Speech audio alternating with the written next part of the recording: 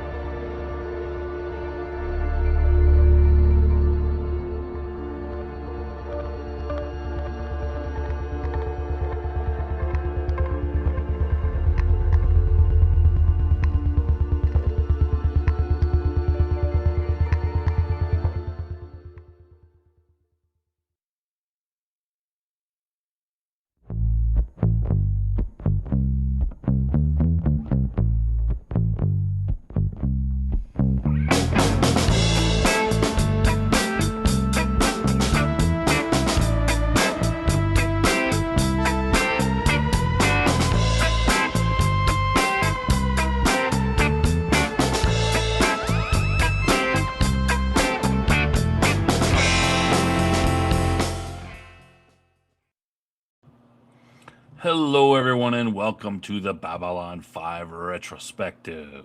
I am your host, Science Fiction Snob. And this week on the program, we're going to be talking about Season 3, Episode 12, Sick Transit Veer. Is the name of the episode. But before we get into this, let me welcome my co-host, the man who is always on alert for being assassinated. It's Cam. Say hello, Cam. Good evening, Babylon 5 fans. Good evening. Yes, good evening. We should. I forgot to mention something on the. I meant to mention this on Sunday show. I had a tree fall down, Cam. Oh, I had to cut down a tree. It fell by itself, but it blocked my driveway. It was very windy here. I mean, it was a dead tree, but it's about a foot in diameter. So I had to pull out the old chainsaw and cut my way out of our. You're required by law to own a chainsaw as a Canadian, right? No, but it is required where I live. Otherwise, you've seen some of the pictures of my area. Then those are real pictures. So we got a lot of trees. So you gotta have a chainsaw.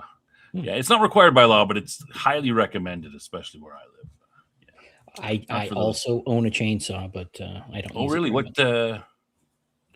I got this isn't our tool segment, but on the top lofty. But I got an electric DeWalt one because again, it wasn't going to be a lot of heavy duty. It would just kind of like. Maybe we should say this. I've got an 18-inch blade Husqvarna. Okay. It's pretty old. I've had it for 20 years almost, maybe. When did I get it? When we first got here? Yeah, it was probably about 20 years old. It served me well though. Good. All right. Anyway, we've wasted enough time on that. We're not supposed to do that. Before we bring everybody in, Madman demanded, I'll say, that I mention his show on Tuesday early. So I'm going to I'll put up this real quick. We'll do him a little Tuesday on this is all of his shows, but on his Tuesday show, he's been talking about Starfleet Academy, and I've been a guest on the show as well. And he's going to talk about episode 10, the last one of the season, on Tuesday. And then the next Tuesday, he's going to have a wrap up. He's going to talk about the series in general. So he wanted me to mention that. So I promised that I would mention it. So I'll mention it. I think I'm going to be on that show as well. So if you're interested in Starfleet Academy and how bad that show is, we talk about that there. I'll just give him a little extra promo. All right. Anything you got, Cam? Just quick note. It looks like you have a few extra subscribers here. Oh, yes, we should put that up. We're getting lucky. We had a few more jump in. I think we're up to 712. We're crawling our way up to 1,000. Slow but steady. That's fine. That's the way it goes. Reminder to anybody watching the show right now to like, subscribe, comment on the show. We appreciate that. It helps us with the algorithm. Yes, a tree fell down. No one got hurt. It blows down. I mean, nobody was driving on the driveway when it fell. It was, it's at night, so usually there's a whole ton of, it gets really windy, and inevitably a tree gets knocked over. And then, you go out, you start to drive away. You're like, oh, what's that? This tree is like blocking the road, like a road, a foot diameter tree trunk is not really, something you can't really drive over with your vehicle. No one was hurt. Everything was good. And there's the links for Madman's episode 9 review. And that's the one they just did on Tuesday. All right. Okay. Sorry. You got anything else for me, Cam? Nope. All right. Let's bring in our regular co-panelist, Death Angel Shadow. Welcome. Oh, it's got the fancy, it's not talking, it's got a fancy thing. And also our guest panelist for tonight, which is Dean. Welcome, Dean. Welcome. Thank you, Snow. All right. Let's, I don't know what Jeff's up to. He's doing some sort of, I don't know what that is. He's a lumberjack, obviously. Oh, this is a lumberjack? Oh, he's a lumberjack, and he's okay. He's making fun of me. That was quick. Making fun of me. Where'd you get that from? No other. Oh, these guys. These very guys topical. Yeah. Yeah, these guys are funny. I swear I did not prep him for that beforehand. He just made it up himself. All right, and we have also Jason's coming in too. All right, Jason, welcome. Hi. How you doing? I'm tired. All right, we'll make this a very fast show. We'll be done in 45 minutes. Right. Yeah. Okay, that's it for the show. Good night, everybody. No, let's jump right into it. Oh, let's do a trivia, of course. I got to make sure I check my card. Get on to trivia here. So trivia, last week's trivia. We'll do that, and then we'll jump right into Cam's discussion of the show. Last week's episode, Ceremonies of Light and Dark. What is the name of the AI personality? This was kind of hard. You might not get this one. Name of the Minbari. Name of the Minbari rebirth ceremony. That one might be a little difficult. Hard to do. The 3 passwords used to reset the computer. How many fronts on the Centauri are fighting on, and what does Marcus say he's afraid of? And that's a real quick one. So you might not have gotten that one last week, but hey, well, let's see. Shout it out in the chat if you've got it. But do it quick because here are the answers. So, of course, the name of the AI's personality is Sparky. I don't know if they mentioned that in there. The Minbari rebirth ceremony is the Nafak-Cha, and good luck if you can spell that. The 3 passwords are Griffin, Obsidian, and of course Peekaboo by Garibaldi, which is the good one, the fun one. The Centauri are supposedly fighting on 12 fronts, according to Londo, and Marcus says very quickly that he's afraid of spiders. Is the chat? The chat is roboting for you. Okay, Cam's saying everything sounds good on my end. Are you guys getting a lot of roboting or anything like that? Everything sounds fine on my side. Jason sounds good. Okay. You seem to be having some small problems. Hopefully, if you guys reboot or anything, like everything sounds good over here. So yeah, all right. Okay, so those are our answers. Let's jump right into it. Cam, before we do it, let me ask: Did the robo? Oh, you're talking about robo or an echo? Roboting. Roboting. Okay. All right. Okay. Am I roboting for anybody? Because if it's my end, I'll reboot and. You sound perfect to me, Cam. Yeah, no problems. Okay. Anybody else? No, having problems? Okay. You seem to have settled now. So yeah. All right. Maybe it was just a little bit of a glitch. Okay. Cam, are you ready to go? Ready to go. Okay. Cam, take us there. Okay. Episode 56 or episode 12 of season 3, Sick Transit Veer, written by J. Michael Straczynski. Original air date April 15th, 1996, and production code 313, so slightly out of order. Veer faces calamity when his fiancée, whom he has never met, arrives on the station, and his work as the Centauri ambassador to Minbar is revealed. Work in quotes. sneaky stuff he's been up to. All right, so let me get into the more detail real quick. Let's go through it nice and fast. So the episode starts off with Ivanova in the CNC, and she appears to be nude and then wakes up from a dream. Meanwhile, after that, we cut to Veer on Centauri Prime. He is kind of sniffing around the Emperor's chair. One of the Emperor's aides come in, talks to him, tells him that, hey, the Emperor really appreciates your reports. We can kind of tell that Londo did Londo help you write them? We can tell. He mentions that, Londo's kind of the old ways, and we're kind of looking for the new ways. We want the truth, is what he tells Veer. And, of course, we've seen two scenes earlier in other episodes about how Londo tells Veer to lie on his reports and, not to tell the truth. He makes a joke about the Emperor. Aide makes a joke about the Narns. And Veer, when Veer leaves, he goes into a room, and there's a room full of Narns there. In there, and they close the door. Then we go to the intro of the show. There's kind of after the intro, we have Ivanova and Sheridan having a little discussion at breakfast. We learn a little bit about them. Maybe that Ivanova's feeling a little bit lost and vulnerable and exposed, perhaps, which is why she's having these kind of weird dreams. From there, we have about sort of two main things going on. We've got the more minor plot with Sheridan and Delenn on going on a date, and then the main Veer plot. I'll go through what Sheridan and Delenn do real quick. That's very quick. Sheridan asks Delenn on a date. She agrees. Meanwhile, we have a scene. This isn't really related to the date, but I'll throw it in here. There's a scene on the CNC where Sergeant Allen comes in and talks to Ivanova. And he mentions that there's a bunch of Narns going through the station, and there's some weird named person who has okayed it. That'll be related to Veer. Sheridan makes Flarn for Delenn, and it's not very good. It needs extra salt. There's a little bit of a scene after Sheridan gets hurt. Delenn is helping him to change his clothes, and they just about kiss when Ivanova interrupts. So there's a little bit of, we're keeping that plot going. Meanwhile, the Veer aspect of it, which is the main part of this show for sure.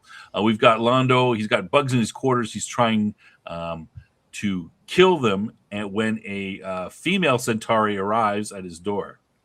Veer arrives and he welcomes her in, and we cut. We don't find any more information. Veer arrives at Babylon 5, and Londo's not waiting for him, which is unusual. Veer goes to Londo's quarters, and surprise, surprise, Londo introduces him to his wife, whom he's never met before and knows nothing about. This is, of course, arranged. We find out this has been arranged already. It's an arranged marriage. Veer's star is on the rise, and so his uncle has arranged a wife for him. Veer makes during this discussion, Veer makes he says, "Hey, I want to marry for love," which she finds very surprising. There's a couple of scenes. We have, they're talking in the garden. She's talking about, Veer asks, "What do they tell you about me?" She tells them what she's been told by her uncle. They have a kiss, and Veer is obviously smitten by this Centauri, who is, the actress playing her is pretty attractive. Meanwhile, as I mentioned before, Sergeant Allen comes to Ivanova and says, "Hey, these people have been transferred off the station." Ivanova asks to meet Veer, and she talks about, "Hey, look at this name. It looks like you've been transporting Narns from Narn to Centauri Prime. What's going on?" And at the same time, we have a Narn attacks Veer with a knife. Sheridan intervenes and gets cut and saves Veer. But this is all kind of like, hey, what's going on here? Meanwhile, we find out later that Ivanova does a little bit more digging, and we found that the Narn who was shot by security who attacked Veer has a pouch brother who is also on the station. So we expect another attack. Veer asks about, and there's a bit of a humorous scene where Veer asks Ivanova about sex. We can talk about that. Later, we find out that Ivanova does a little bit more digging, and her and Sheridan, she brings Sheridan in, and they confront Londo and Veer about the 2,000 Narns who have been transferred and apparently are all dead. We find out that's not true, that Veer has been using fake names to sneak Narns off of the Narn homeworld, get them medical attention, and then transfer them back to Babylon 5 and to other places after that. So he's been, being a good guy. Of course, Londo is not very happy with that. He was kind of expecting the Narns to be dead, and of course, Londo says, "Hey, you've got me, you're going to get me in trouble. We have to keep this secret." Meanwhile, we have a scene where the Narn that's left is sneaking up on Veer's wife to be, and we don't find out what happens. But later on, she then comes to Veer and talks to him, and we find out that she's captured this Narn, and she uses it as a surprise to surprise Veer in his quarters. And he's like, "Oh, he's alive." She goes, "Yeah, here's the knife he was carrying. I'm going to give you the honor of killing him. You get to do it since you're going to be my husband." And then we find out a little bit more about her and how her father was basically on the Narn homeworld. And, we'll talk about it in more detail, I think, but he's pretty much a war criminal.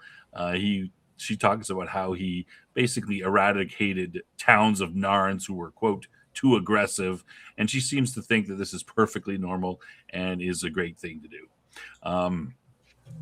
Meanwhile, Londo decides, okay, Veer is not going to, he's not going to go back to Mimbar. It's those darn Mimbaris. Everybody goes there, gets soft, and goes native. He'll stay on Babylon 5, and he needs a little bit more training. And there is a scene with Veer and his wife-to-be. The wedding has been sort of called off, but she says, "I will wait for Veer. I will wait for you." And then what have I missed? That's about it for that plot. And then the final scene, of course, is Ivanova using Sheridan's office, and she has a plan to use Veer's plan to get Narns off, and replacing the guy a picture of this Centauri with kind of a Sheridan-looking guy, and she is going to continue on to try to save these various Narns through this operation that Veer had been doing. And that's pretty much about it.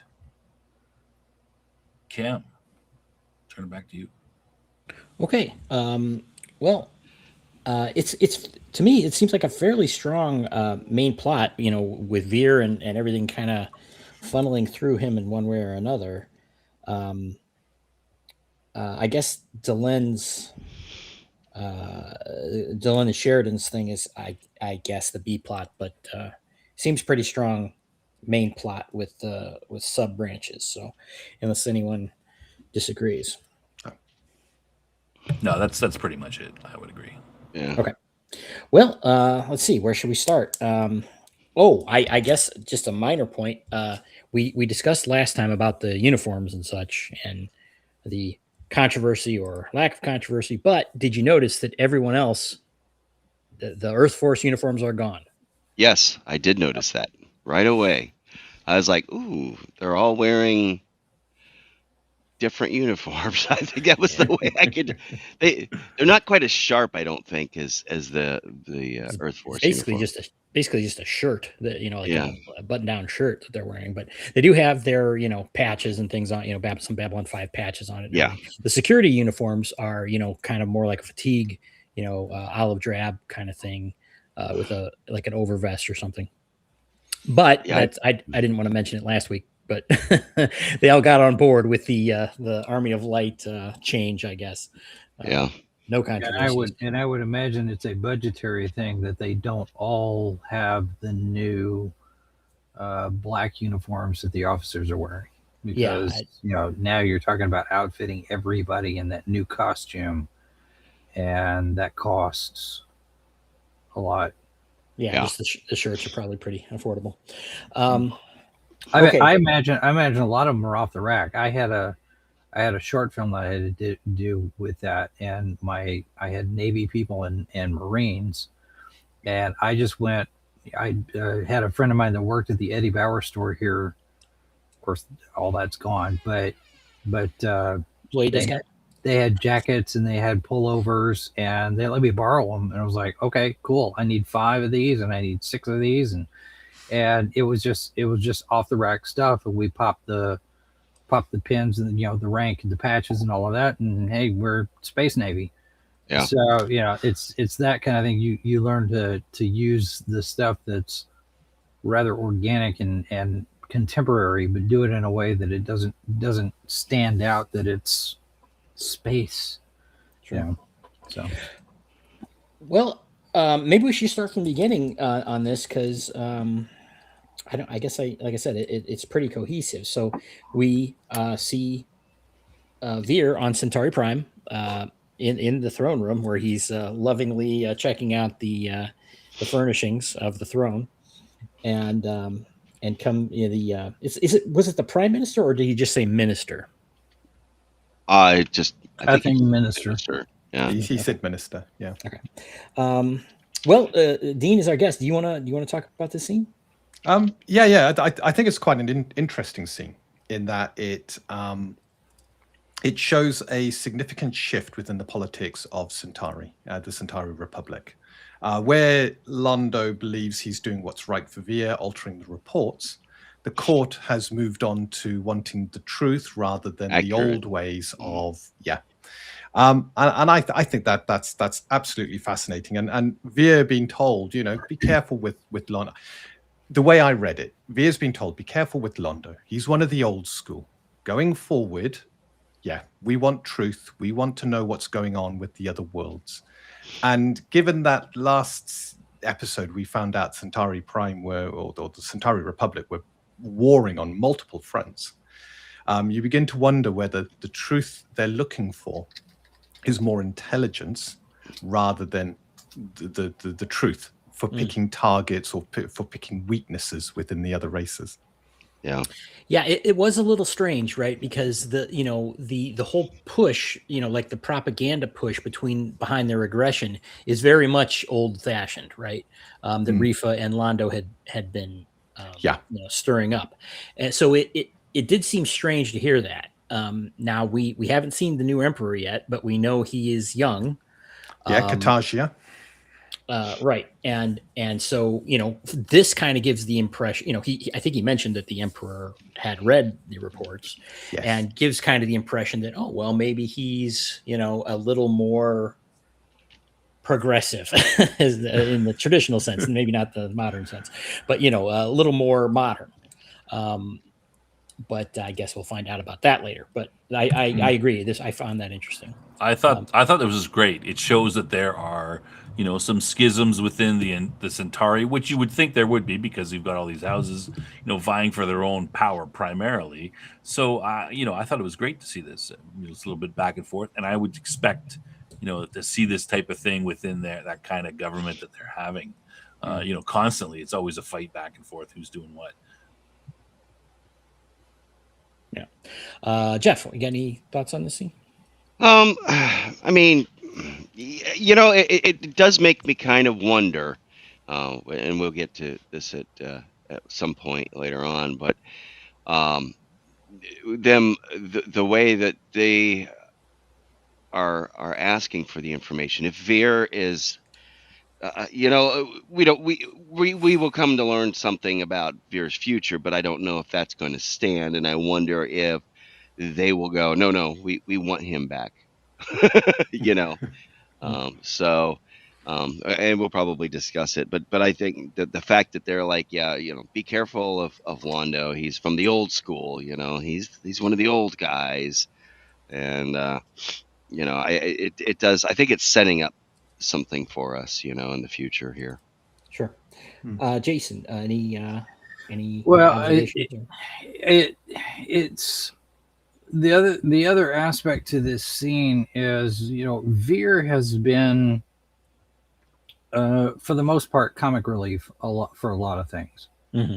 And even with the joke from the minister there, like Madman's put in the chat, he's still like, yeah, okay, all right, fine.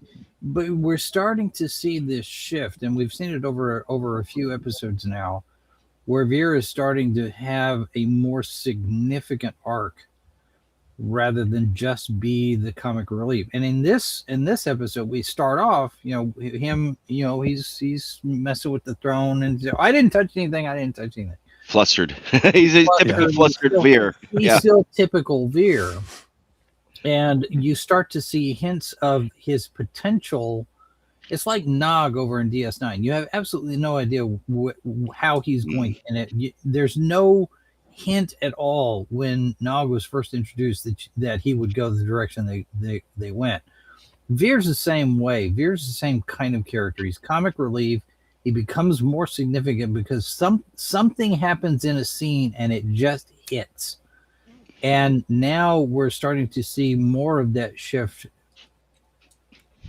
It's subtle, but as the episode goes on, it's, he's in comedic situations with the girl and all that. But by the time we get to the end, he's Oscar Schindler, and he's setting up a new underground railroad going through Babylon 5. And like, that's not Veer from season 1 would have never done any of this. Yeah, good point. He would have been too hapless, too helpless. He's just this, he's the manservant. But now he's actually got some spine. He's like, I'm going to help some of these people. I don't care what my government thinks. You do see a little bit of this when the would-be assassin tries to attack him. Yeah, he does kind of stand up and try to protect the girl, and that is actually consistent with Veer in that he's not standing up for himself. He's standing up for somebody else. He's advocating for somebody else, and that's typical Veer, because Veer is always this shy, unassuming. Oh, I'm not anything. I'm not that special. He's got imposter syndrome all over him. Who am I? I'm nobody. But this person behind me matters, and so I'm going to stand up and protect this person behind me, even if it's Londo. Yes. Other people matter in front of me, and that's when you see him come into this, this grown-up mode almost. Yeah, I agree with your take on that. That we have seen this development in Veer. I would note, however, that early on we did see his mindset being consistent. Meaning his ability to act or willingness to act is different. But I think his heart was kind of in the same place. So I don't think he's really changed internally, but he certainly he's gaining gumption.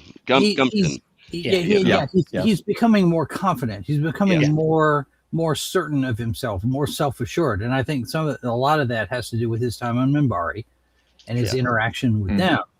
Well, even Morden. When he stood up against Morden. Yeah, that's true.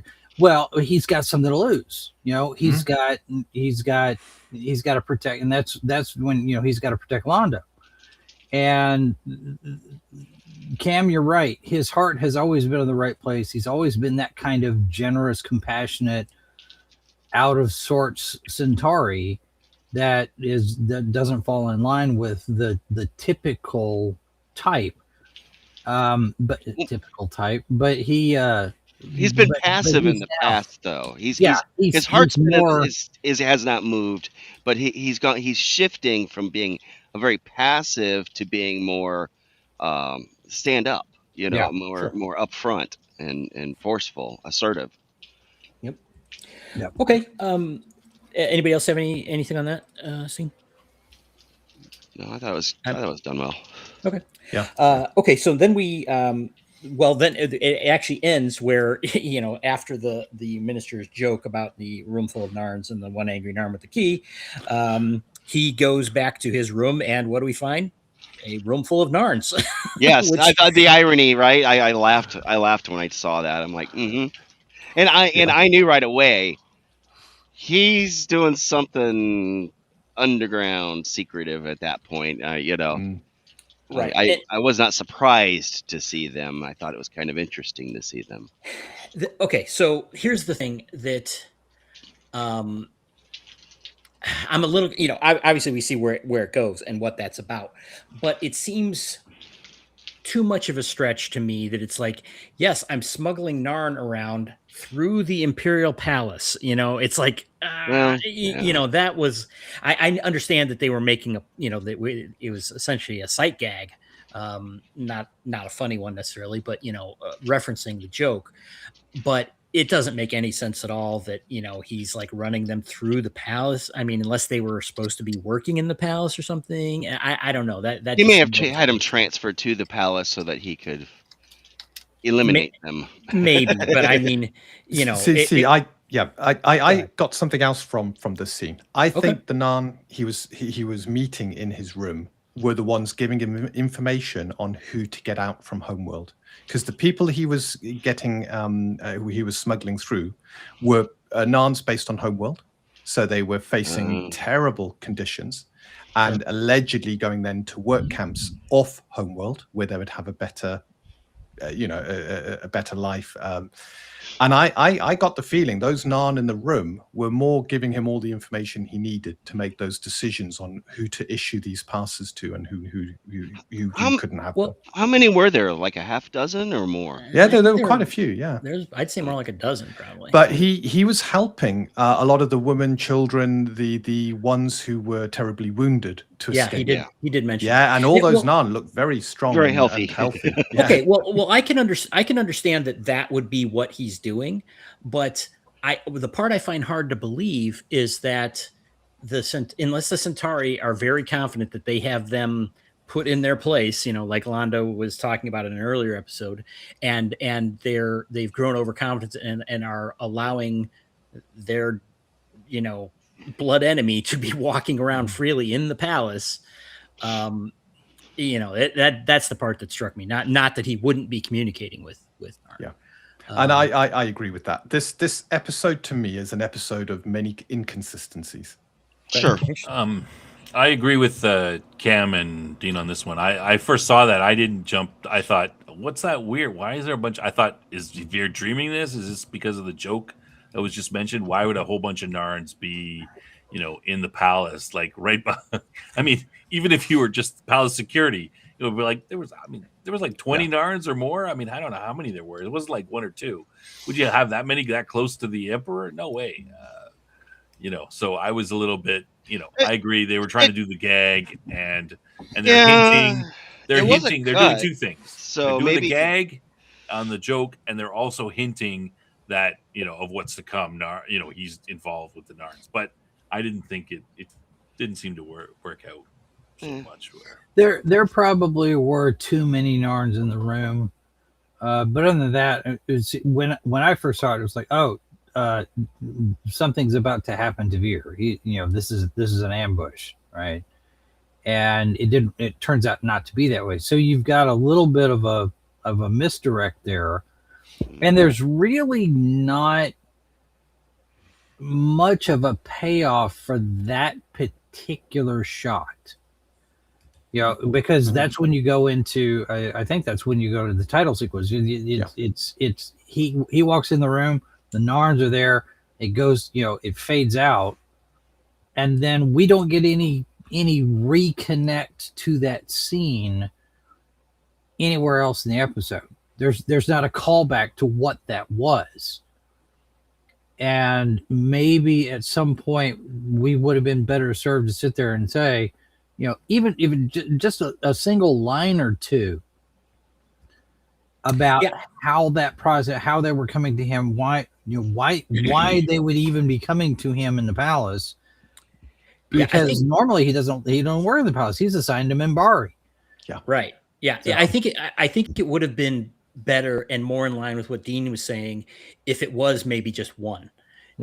Guy who's like, get in here, and even if they wanted to kind of hang it out, they're like, oh, Veer's in trouble for a minute. That would have been okay. But it seems like it's, the joke was put in there and then it's like, well, I'm going to follow up on this joke thing. And it just didn't hit for me. No. Okay, so next we go to Londo, where we have, speaking of comedy, Londo is doing a little bit of the gag here with his trouble with the insects, which they spend a little bit of time on. Him calling the the maintenance and everything about it, and using the sword. Was that Urza's sword that he was using to fight the bug? I think it was. Yes, yeah. So, well-made sword, because he was bashing it on the floor and didn't seem to damage it. But and then he discovered, of course, that there was more of them. And then Veer's fiance shows up, and Londo's always time to meet with the lady. Eagerly greets her. Let's see. I guess we get in. Then we go right into Veer's. Veer arriving on the station, and then back to meeting her. Let's see, Jeff, you want to talk about that next segment with Veer and? Oh, sorry, I was responding to something. It's which segment are we talking about now? Okay, skipping Jeff. He's not prepared. We were talking about Veer arriving on the station, and Londo had met with his fiance, and then being introduced to her. Yeah, I think he was surprised to meet her. Of course, first of all, he gets on the station and he's looking around, and of course, he does that typical Veer look around, and he goes over to the one of the security guys, which was human, not Narn, so that's interesting. Right.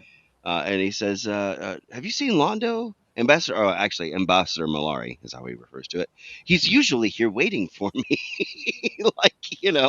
It's an everyday thing, which I guess it kind of has been.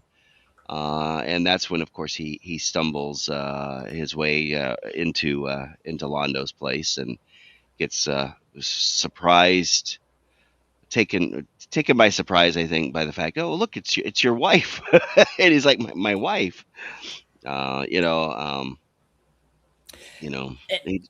the other part of this that we learned, this is where they really reveal. I mean, we saw at the beginning in the throne room, but that Veer, this is an arranged marriage between his uncle and then Lindisty's Lady Drusilla, I think it was. Okay, right. And that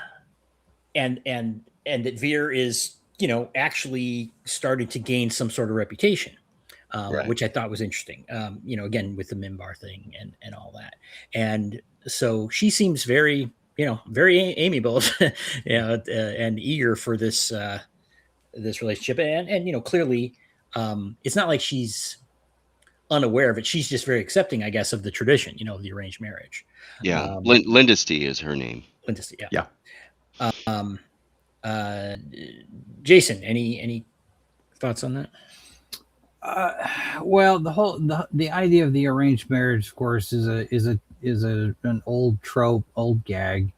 The fact that it's Veer that suddenly now has a pending nuptials, I think they play it for the comedy, of course, which sets up the tragedy at the end when he realizes just what kind of person she actually is. Yeah.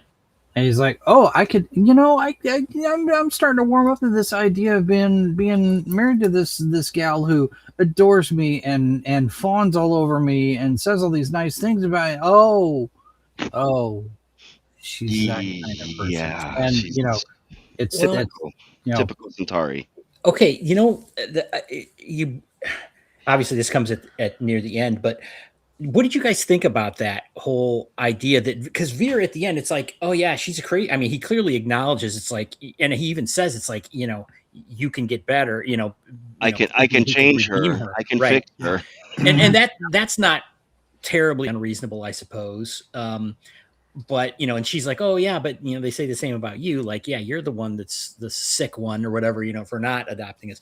But then Veer at the end, it's kind of like he's kind of nonchalantly. It's like, I could deal with that.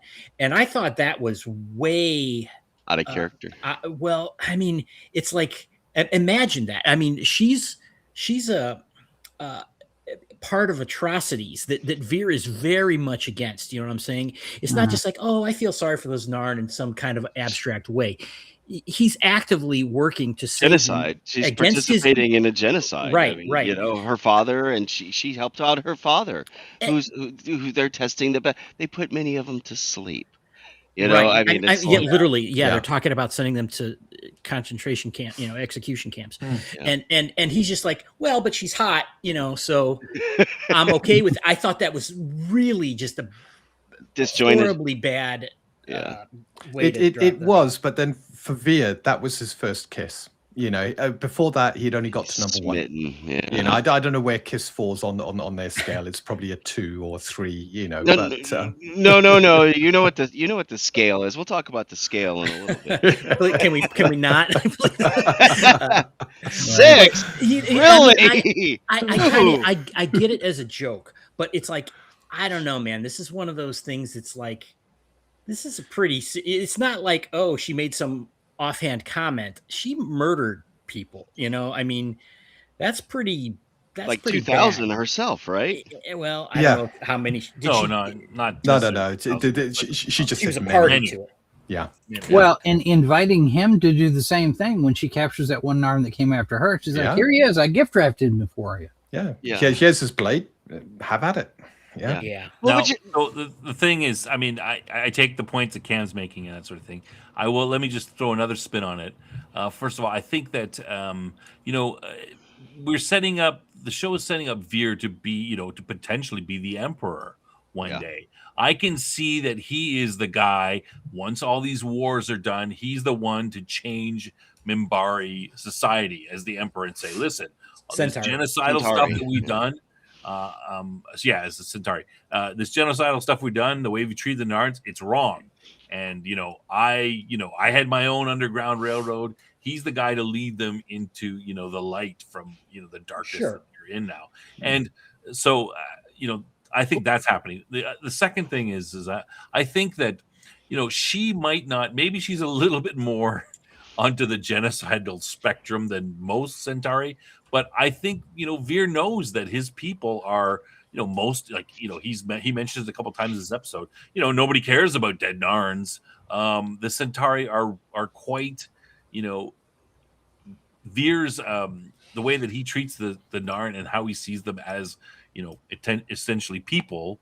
That is very rare, and I think that he understands that he's going to have to change her in a sense because he seems to be less likely to find someone who thinks like him anyway. So that's how I took it. I mean, I don't know if it's necessarily there in the story, but that sort of thinking makes it a little more believable to me. It'll be interesting to see if anything ever comes of this relationship in the end. I mean, because obvious, she's some of the things that she says, I mean, it's not just, talking about helping put them to sleep, but they had to take out an entire village. They had to cleanse an entire village, the aggression gene was present in every Narn they tested. Yeah. So, it's kind of, I'm with Cam on this one. I think for Veer to have this change of heart right at the end, other than maybe it's because he realizes he can't get out the marriage, he's trapped in it if it goes ahead, and there's no guarantee it's going to go ahead with him now being withdrawn from being an ambassador to member. Right. So he's probably a little bit of love, maybe a little bit of feeling trapped, and trying to look on the positive side, which is very Veer. With the okay, I'm here. I can't change the situation, but maybe I can change her. I mean, I'm not saying it's completely out of character for Veer, but when she was telling, like, oh, here, take the knife and kill, and I realize we're getting ahead of everything, but that's fine. Yeah. He had this look of horror on his face, Yeah. and I thought that Straczynski basically undercut himself on that because as an alternative, when it's like, oh well, yeah, Lando's like, yeah, your star has fallen or whatever, and they're reconsidering. They could have just as easily played it with Veer being like, good, it's like, this is just not acceptable, and I think that would have been much stronger. It's not like it's going to compromise Veer as a character. I just think it was a miss in the writing. It is a big stretch, even though I'm defending it. It's a big stretch with what Veer does, for sure. Yeah, well, I agree with your point, Snob, that he's not under any misapprehension that he's going to change his society, just by being the way, doing what he's doing. He's hiding it from them on purpose, for a reason. Obviously, he's not unrealistic about where they're at, but not quite willing to just say, well, screw them. I'm going to totally go against them either. Meaning he's not. It's not like he's rejecting being a Centauri. He still is a loyal Centauri. Yeah, and I think there's the aspect of Veer's not big with the ladies, so he's a little bit smitten. Sure, that's okay. So we could swing back to all that, but I did think it was kind of funny when Lando's, Veer is like hiding behind Lando, when he's being introduced to her. I thought that was a good, bit of physical humor there. Let's see. Do we want to talk about the Delenn and Sher? This is kind of happening in the middle here. The Delenn, because sorry, go ahead. I was saying, before you go to that, do you, when I thought it was kind of interesting when they were talking. Do you want to talk a little bit about what she says Veer's uncle says about him? He kind of asks her. Well, why don't you recall? Okay. So she says that your uncle says that you're smarter than you appear. You have several virtues, unfortunately, something like that. And then you are charming and have some well-deserved humility. Like, talk about your well-deserved humility. Talk about your backhanded compliment. Backhanded compliment. Yeah, I mean, so we kind of get an idea. I thought that was interesting because we kind of get an idea of what Veer's family, or at least his uncle, thinks about him, even though his star might be rising. Yeah, I mean, it's interesting that we get a little bit of background on Veer, on what people think of Veer. Well, I wonder how much they're selling him. It's like, oh no, you see, he's really he's an up and comer, and I mean, again, she didn't seem disappointed.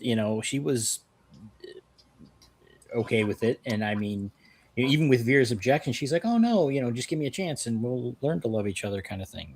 Which I got the feeling they were leaping into the basement, the bargain basement with this one.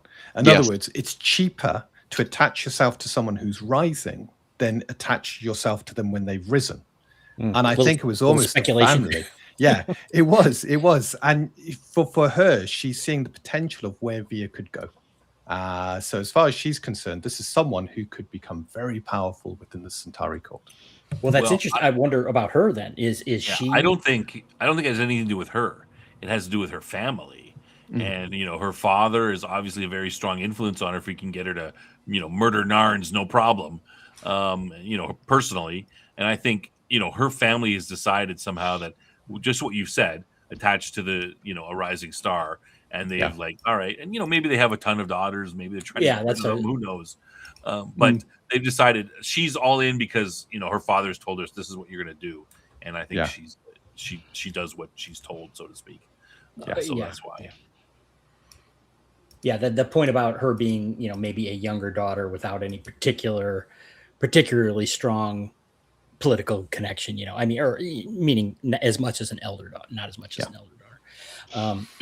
Okay, so Sheridan Delenn, again, this is kind of a weekly thing at this point. The Sheridan and Delenn romance moment. We could call it that at this point, right? Yeah. Okay. The R plot. Yeah. Yeah. So he's like, let's have dinner, and there's this cutesy back and forth. I don't know. There's that much to talk about with that. Does anybody have any particular comments? I mean, it leads into the altercation with the first assassination. Yeah, you got that lovely language play with Delenn and Sheridan. You don't see me now? Have I become invisible? Translucent, and no one's thought to tell me. And I find that kind of banter between the two of them quite endearing. Okay. Do you think I tend to, when I listen to that, I tend to think that's part of the she's playing with them a little bit, but she's also, they're highlighting the cultural differences between humans and Minbari, where, we say, hey, I'd like to see you. And like, oh, you're looking at me right now, right? We all know that means a date, but she doesn't quite know that. Do you think that, is she just completely playing with him, or is there some aspect of that going on? I think she's mostly playing with him. Yes, yeah. She's toying. She's toying with him. She sees him as she's trying to hitch a ride on she's getting her claws in. Wow, that's very negative. This has been coming for a while, though. Yeah, I mean, they telegraphed it almost from the beginning when he first joined the show. Yeah, so it's that's true. The first episode, he was like, "Whoa, hey." Yeah. This isn't a will they, won't they kind of back and forth. This is a they will, but when. It's when. Yeah. Kind of whilst we're kind of talking about non-A plot stuff, can I bring us back to the start of the episode on something that really irks me with this episode? Sure. Yeah, go for it. I wonder if it's breakfast. Okay. Yes. We had that amazing scene where they were eating gloop. And we had the whole reference to the manuals and stuff like this. And now what have they got for breakfast? Bearing in mind, they've been cut off from Earth. They've got fresh fruit. They've got fruit. They've got sausage rolls. They've got this green liquid that appears to be coffee.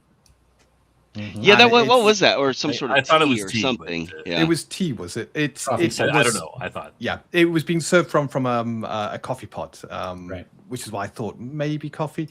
But it's, as I said, this is an episode of inconsistencies, and it's the breakfast thing. And when we covered the episode with the great, the gloop and eating the gloop for breakfast, and now they're under even stricter rationing because they can't get stuff from Earth, and they suddenly have this lavish breakfast being served. Maybe it was one of those things where Earth was taking all their grand produce, and now they're like, we're not exporting that. It was like a Stalin thing where they were, selling it all off. But yeah, I agree with you that it does seem a little odd. Once you rebel, you get all the good stuff. Well, maybe they're getting provided stuff from Minbar and some of the other places. When have you last seen a Minbari eating fruit? That's true. That's true. What tofu. I want to call it flan, tofu. But it's not really flan. It's what was it called? Flarn. But they could be getting it. Yeah. They could be getting it from some of the from the colony worlds that have also broken off. Potentially. Yeah. But the point is that no explanation though. It's just kind of out of the blue. All of a sudden now they've got a different set of food. So. Yeah. I think it's just they just do whatever they want. Hand wave. It's hand wavy. Because let's face it, Babylon 5 at this point is not going to have the trade that it had before the rebellion. It's going to take a while to bring things back up. If anything, things should be worse off. They should be eating more gloop. Well, where are they getting fuel from? Where are they going to get fuel from? They should be complaining about that stuff. There should be fuel shortages, food shortages. Maybe Garibaldi fighting some rioters, who are like, give us food. But no, everything's hunky dory. Well, they missed an opportunity with that one. If they'd been queuing up, if the breakfast had been quite meager, it would have demonstrated the sanction pressure of Earth. Rule again, that type of thing. Right? Yeah. Now, I will say one thing, and that is that they have established from the very beginning that Babylon 5 was intended to be self-sufficient financially. You know, they've had a number of episodes about that. So I would have liked to see, it's like, oh yeah, we, you know, some mentioned that, yeah, we had to do this to supply line or whatever. But that brings me to another point that I forgot to mention was when Sheridan was talking to Delenn, he had mentioned that it was like, yeah, things are strangely quiet right now, that Clark kind of got slapped back. And as far as they know, he's trying to consolidate at home and isn't, you know, that basically his attempt to grab everything didn't work, you know, for Babylon 5 or the other colonies. Yeah. He's consolidating his power back home before he moves on people outside of Earth Dome and Earth area. To follow on what Madman's kind of said there, it's the consistency of the show that gets me at this point. Yeah. We know Babylon 5 have their own hydroponics. We know they can produce things, but we've had scenes where they talk about getting fresh orange juice and how they can't get it on the station, getting fresh produce, eggs, fruit, coffee. There was a whole thing about coffee and using some of the hydroponics for coffee beans, which was against regulations. That goes back to the pilot too. Yeah, I mean, that was introduced in the pilot.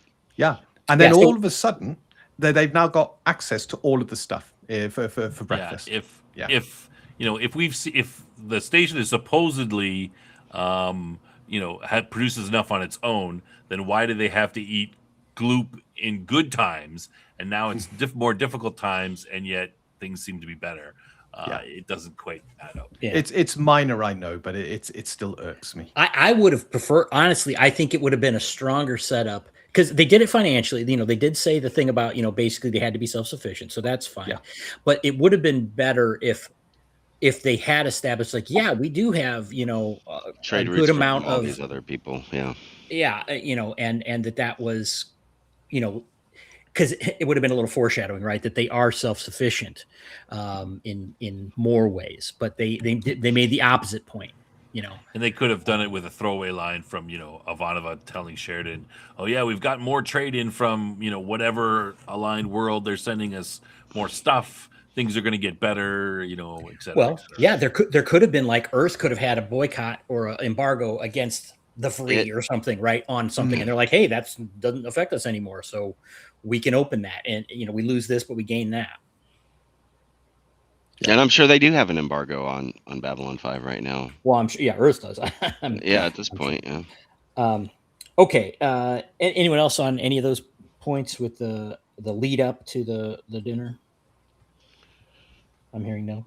Okay, so then we have kind of I'm a terrible cook, but I made this Minbari dish, and then of course Delenn, like, you know, it's you know, a common gag of I'm trying to pretend this isn't gross, you know, that, and that's good enough. And then we get, you know, the call, you know, that there's a security incident going on, and Sheridan mentions, hey, that's right there, and unlike my sometimes complaint of why is, you know, the main character syndrome thing happening where he's going to respond to that, it was right. It was in his backyard. So that made sense that he's like, I got to go, you know, I got to go deal with this.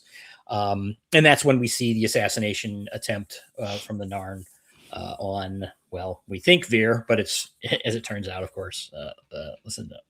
And then Veer, as you guys mentioned, he does, you know, kind of stand tall there. You know, he does his best. Not quite a match for this Narn, perhaps, but he gives it a good shot. And then Sheridan intervenes briefly, gets wounded, and then Zach has to drop the guy. Seems like they have no problem blowing Narns away. Does anybody notice that? Yeah. What are you saying, Cam? They're not people, right? What is J. Michael Straczynski saying? Everybody, even everyone in the rest of the galaxy agrees with the Centauri, I guess. Yeah, they're a bunch of racists. People. You know. Well, okay. In fair, I'm joking about that. In fairness, that is a clear self-defense shot, right? You know, guys coming at you with a weapon, you stop the threat. Well, they were coming at him with a weapon, right. You know, he was you know, he was prone, as in tabletop terms. You know, he was down on the ground, so was she, and you know, they were defending, you know, somebody else. Yeah. So it was certainly a justified shot. I don't know. It seems like it's convenient when you want to just take them out, and then they're injured if you don't if you got a purpose for them. You know what I mean? It's like yeah, it's the inconsistency of the kind of body armor that most Narns. So I don't think he was wearing the usual kind of thick padding, but Narns have a thick skin. And you're right. Sometimes they get shot and they're wounded, but fine. And then other times, one shot, bang, down. Yeah, right. Yeah, yeah. And same with any of even the humans. Same principle, but it's inconsistent. Yeah. So I might be getting the order of this out here, where Zach comes to Ivanova about that happened before the assassination attempt. It did, yeah. Okay. Yeah. So then and then Ivanova, he's never been up on CNC before, really? that seems unlikely. Well, we as we know, anybody can just walk up there. Yeah, I mean, the media people just walk in all the time. I'm surprised Zach hasn't been in there. Well, he'd be more unlike the media people and civilians. He'd be more respectful of military tradition. And well, he'd also have more of a legitimate purpose to be there. Yeah, well, as the second in command, I guess. So, incidentally, Garibaldi is strangely absent from this episode. Right? He is, yeah. I wonder if it was filmed when he had his actual injury. Well, whatever the case. So Zach's filling in. He's the second guy there for security. But okay, so Zach doing a little investigation work here, catching some of these oddities. Good work on his part. And then, which leads to Ivanova and Veer's conversation, in which he explains the whole thing of he's moving them out of off of Narn to work camps, which are better and it's voluntary. And then there's the whole discussion about what do women want, kind of thing. Jason, you got anything to say about that? You want to take the lead on it, or on the scene, the Ivanova and Veer scene, the first one? I mean, it's there. Well, there's three pieces there, I think, because she's confronting Veer. We're having the reveal of what Veer's been doing, which adds a layer of complexity to his character. But at the same time, we're going to flip it a little bit, and still we got to remind everybody, oh yeah, by the way, yeah, he's the comic relief still, and now we do this thing with I don't know how to talk to a girl, and of course she's the only girl. Oh shucks, the only girl on the station, and yeah, but of course it also plays to her nightmare from the beginning of the show, where she's exposed. There's a little bit of a sexual vibe and vulnerability and all of that from that, because it carries through to her conversation with Sheridan at breakfast, and now here's Veer asking about stuff like that for humans would involve nudity. Just like, okay, I've had enough. As long as you don't, start having dreams about showing He's up. Like la la la la la la la la la. I don't want to hear this. I don't want to know. And then then you've got the gag of the six, which is not the first time we've had that reference to Centauri anatomy. So it's just not been quite that detailed. And I am still not even remotely interested in trying to picture how that works. I think it's best not to. No. This is a family show. With 6? Yeah. I mean, he never got past 1. No, by the time you get to 5, Yeah. Whoa.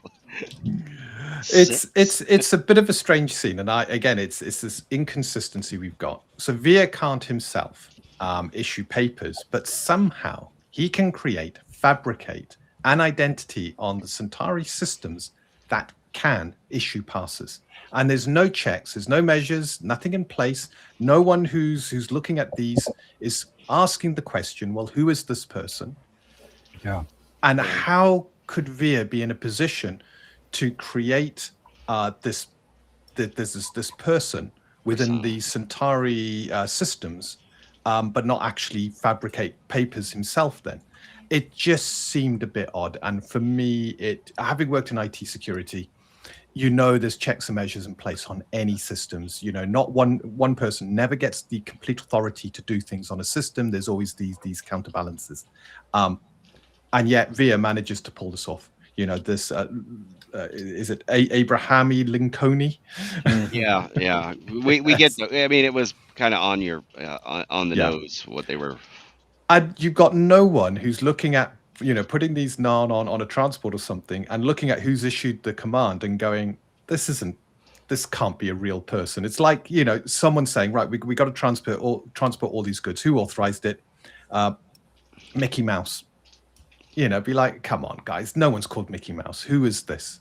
And it didn't raise any alarm bells or anything like this. And again, I think it's done for the humor. Obviously, but it just feels a little bit odd in the scene. And it had me questioning how VIA managed to pull this off. Yeah, maybe he's got some connections we don't know about, but that it's a. I hate to bring up something we've talked about previously, but it's pretty much his, not laying the foundation for something. Yeah. He's really good about putting, important little nuggets of information, but sometimes the simple things get forgotten. Yeah. While I agree with Dean in general, I mean I see the Centauri as the Centauri is a pretty corrupt culture, and I can see that it would be easier to get away with these sort of things within Centauri culture because it's there's all these competing houses all the time. People are doing things behind each other's back, tons and tons of corruption within it. So I think it's a little more plausible because of that. I mean, that said, though, you're not wrong, Dean. It seems a little far-fetched. Now, I'm wondering if being the ambassador or a junior ambassador to Membar would give him enough power to do that. And I did kind of think that, he says, he later on says, I'd invent this guy because I needed the ability to do this because I couldn't do it myself. I thought that was a little strange. I was thinking, maybe the power of the ambassador to do it.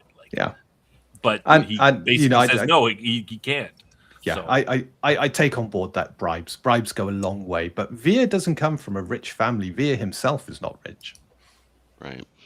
Yeah. I wonder if, and I'm just speculating, is if maybe because of his connections on Membar, he's got some sort of favors that he can give out, like luxury items or something of that sort. It's like, this thing from Membar that someone really, the Romulan ale of Babylon 5 world. It's are the Narns helping him? Are they helping to pay for these bribes? Maybe. Which might be why there was so many. They'd be pretty poor too, but yeah, it's possible. Anyway, okay, so that I think we basically all agree that that's a little strange. It was, you could say that, well, he does have the authority, but he created the fake guy, to cover himself. That would have made more sense. Yeah, I'd agree. Yeah, I would have liked that much better, but as it was easy to trace it back to. Obviously, because of, I think, the knowledge Ivanova had of VIA and the linking back to a human sort of president's name on the paper. Yeah. No one on Centauri Prime figured it out. Londo didn't figure it out. Nobody appears to have questioned it at all. I guess Abraham Lincoln's legend did not translate to it's like Veer says, nobody's paying attention to it. Yeah. Nobody cares, and we see this sometimes, like, everybody's talking about the whatever is coming next for Firefly. Firefly is a good example of this. They're canceled before the show is done, and they're just like, oh well, okay, we'll just do whatever we want to do now. What are they going to do? Cancel us?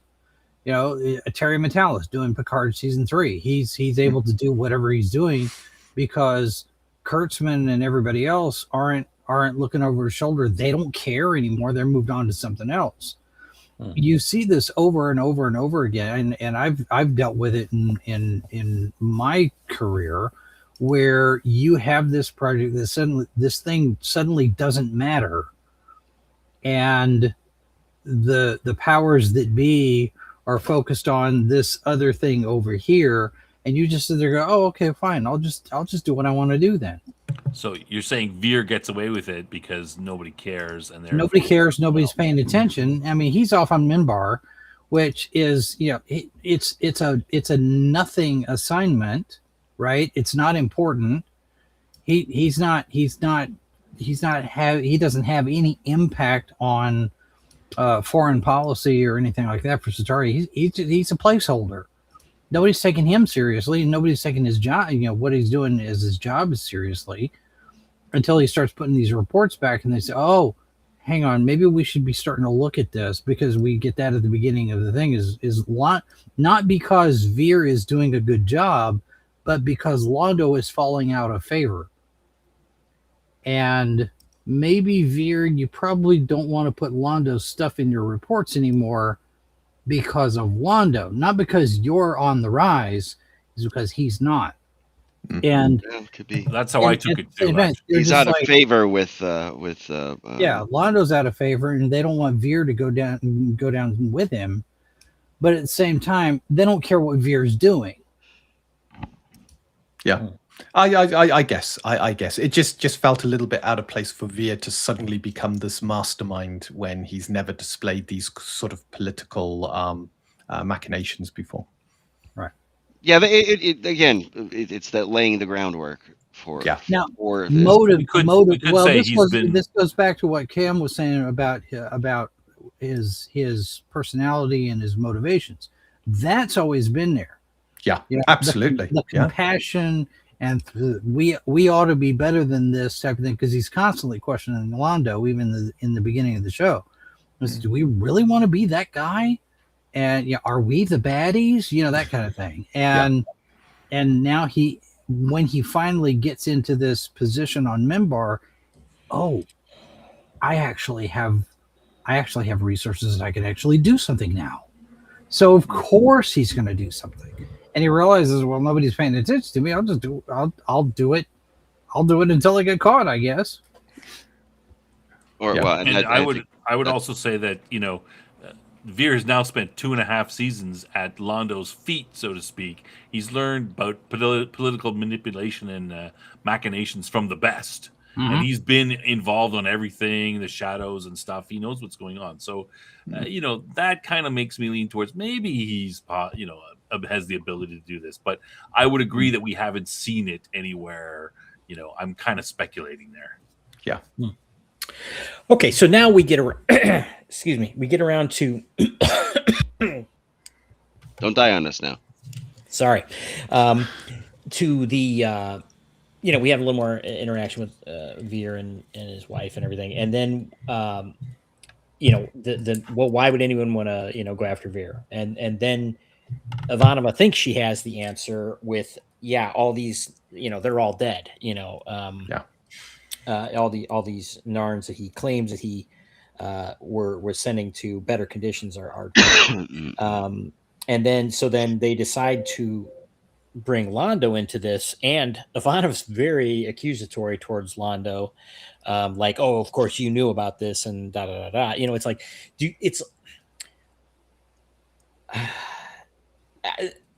I found it again a bit strange that Ivanova, who seemed to be of the opinion that, oh yeah, little Veer would never do any, why would anyone want to hurt Veer, suddenly turned into, oh, you're part of a this murder program. And I could see if she was accusing Londo only, but it was kind of the two of them together. So I don't know what you guys thought about that. Londo, of course, was kind of like, yeah, oh, that's a good start, So I don't know. I think Ivanova had a lot of disbelief in the way she was accusing Veer. It was like, I can't believe you, of all people, would be doing this. Well, and it's possible too that she's looking at Veer as everybody else has. You've been working for Londo. Why would I think that you're not still? Yeah. Or That's where he started. Londo's manipulating him. He's a patsy for Londo, and this is Londo's plan. Yeah. Yeah. Jeff, what do you think? I thought it was weird that Ivanova actually was basically interrogating Veer with Londo present. I think that it was a little strange. because I mean, because first of all, she already knows she can't trust Londo. Especially at this point in time. It's like and the fact that he just openly admitted it right in front of Londo, ruining anything that he was doing. Yeah. If she had brought him in and said, "Look, are you being blamed for this? Is this something that Londo is doing to you?" I would have been found that far more credible. Did you kill all these Narns? Yeah, you just asked him that. Yeah, I mean, are you responsible for the death of these Narns? And he would have kind of looked around and it's like, look, you can't tell Londo, but actually on Centauri they don't care about dead Narns, so I'm using that to get them, and it's how I'm getting them off world. I got a feeling this was almost like when you're called into HR because you've done something wrong and they say you can bring a representative. I got a feeling it was that kind of a meeting, which is Ivanova says to Veer, we need to have a chat. This is serious. And Veer asked Londo to be there. It's the only way I can kind of get my head around the fact that it's both Londo and Veer in that room. And this isn't in a meeting room either. This is in their quarters, I believe. I thought it was her office. It's her office, was it? That's fine. Yeah. So she's called Veer in, and Veer's brought Londo along as support. Potentially. By the way, if just for the audience edification, if Cam dies, we are replacing him with Marco Rubio. Oh, cool. Does he get to wear the lab coat? I found it. I mean, this kind of comes back to the whole. Whenever we're involved, whenever anybody on Earth Force on Babylon 5, the humans are involved in a conspiracy, they always do the wrong thing, right? Like, some guy approaches you and says, "Hey, you want to be part of my conspiracy?" If you don't, you tell him yes, and then you infiltrate him and you report back, Ivanova. If Veer is up to something that maybe you confront him secret, one-on-one. And then if it's bad, you haven't, if it's bad, you can then expose it to everybody. If it's not, maybe you can use it. Then you keep it quiet and hide it from Londo. So it just seems that she always seems to go to the, she's not much of a conspiracy type. No, she's very straight down the line, isn't she? Yeah. Which in this situation ultimately ruined what was a good thing. Yeah, they could have kept it up for a while. I mean, she tried. She's going to try. Yeah, she's going to try eventually. But they didn't have. She could have, and I like that part. But she could have kept it.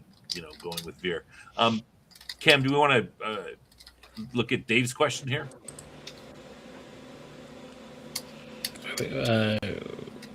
Offshoot of the conversation between. Yeah, is that why maybe he's referring to why Veer might be doing this, I believe. And then we have that conversation between Veer and Lanier, back a couple episodes ago, 5 or so more, where they're talking, they meet and they, okay, see you tomorrow, that one. Yeah. Oh, well, yeah, I suppose. I mean, there was also the episode where they were having a trade agreement or something it was Veer and Londo and Lanier and Delenn. And Londo left, and then Veer was kind of like, "Oh no, you don't know him that well, or whatever." And it's certainly plausible that Veer might have been working, behind the scenes with various Qatari. What if Lanier helped set it up? Well, I think that would be reasonable. I mean, but just an off the cuff remark then from They could have built on that groundwork, though. Yeah, I had help. I could set up this identity, and I could indicating that, because I could see Membari of the religious caste actually helping Veer do this and save lives. And Lanier is one of those, and he's right into it. Absolutely. The only problem, I mean, I think this all makes reasonable sense. The only problem I have, of course, is that, you know, JMS has not told us this or has not hinted at it, at least so far. You know, I prefer to see something within the storyline instead of us, you know, we're kind of making it up at a whole cloth. Well, maybe this happened, maybe that happened. I prefer to, you know, show us something. Don't have us all speculate and, you know, fill in your plot holes for you. Absolutely.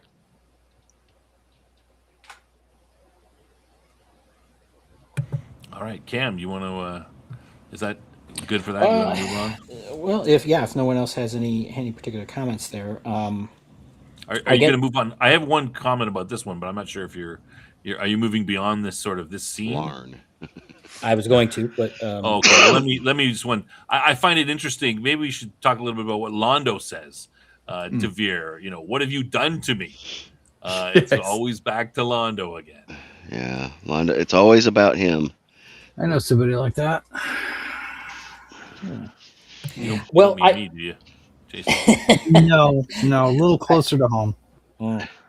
I do like when Londo was dressing him down. I don't think it was in this scene. I think it was later. When, you know, it's based, you know, the fall, when Londo's talking about the fallout of the whole thing, and he was like, oh, blah blah, you know, sometimes it was when sometimes a bird, you know, takes off from the nest and flies or whatever, and other times it flops on its face, and he's like, that's you. Yeah, it has to be picked up, put back in the nest. So and you know, Veer was just kind of taking it, you know, there, but okay, I was gonna go to the scene where you know, we find out. Well, we see his fiancee being stalked by another Narn, and you know, oh, what's going to happen? And then she just shows up. You know, this is, I guess it was after, you know, Veer got ripped up because he was in the arboretum, or the is it the arboretum or the sort of garden kind of the park, right, the Zen garden. And so she comes to him. It's like, oh, it's okay, you know, Miss Pollyanna kind of thing. And then it's like, oh, I have the surprise for you. And then, of course, they have the scene where, you know, she's captured the Narn. So clearly she's somewhat capable of defending herself. Or she said she laid a trap for him. So she did say she's been well trained in this. She did. So she's received some specialist training on dealing with Narn. Which is even a little more chilling. It is. Yeah, I think she's a lot. She appears quite meek and submissive, but I think she's actually, and this is an intriguing character. I actually quite like this character, even though she's quite a horrible person. The character itself has that air of mystique and mystery about it.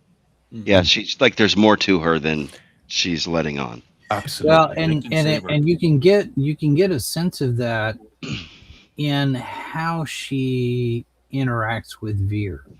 It's almost too performative at times, and I'm watching the actress doing this stuff. I'm like, this character feels inauthentic. She she's fawning all over him, and she's paying attention to, oh well, it's all daisies and roses and sunshine and rainbows and puppies, and surely she can't be this way all the time.